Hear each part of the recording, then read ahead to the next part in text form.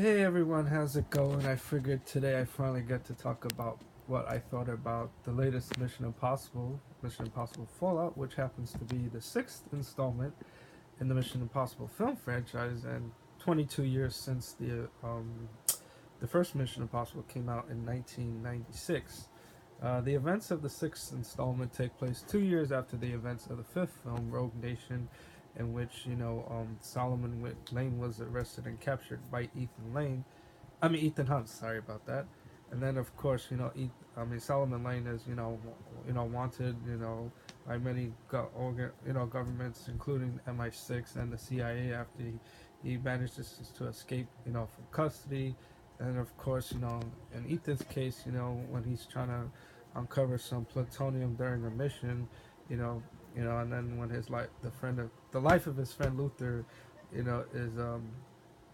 threatened, he ends up saving his friend, but unfortunately the plutonium ends up getting lost, and then of course Ethan has to recover the plutonium before it can be used as a bomb to start another threat, and more lives are lost and things like that.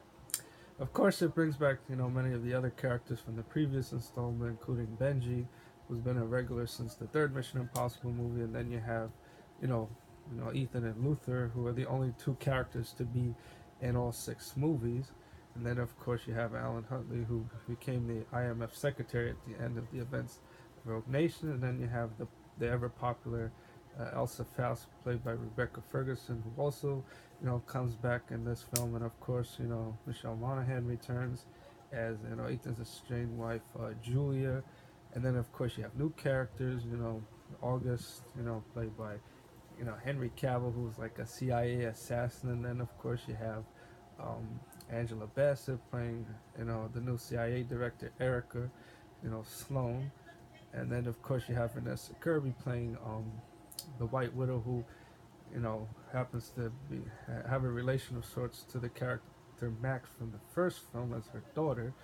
And I would say, surprisingly, you would think after nearly over 20 years of Mission Impossible films, they would start to, I guess, slow down in quality and action. But every film seems to get better and better and more intense and full of action and full of great characters to see and things like that. So, and it seems to be like the best reviewed of the bunch.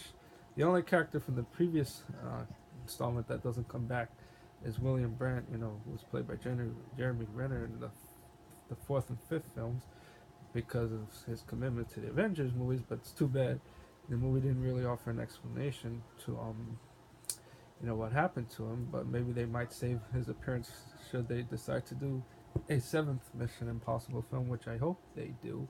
So I would say, for fans that have seen the previous five Mission Impossible films, including the TV series, which I haven't had the chance to see, which lasted for 7 years, from 1966 to 1973, I would definitely say go for it and see it. So I would say I'll give it like a 10 out of 10, because it's just really awesome movie. A little long, but it's still great. And and they still managed to ante up the antics and make things better than ever. All right, everyone, thanks for watching.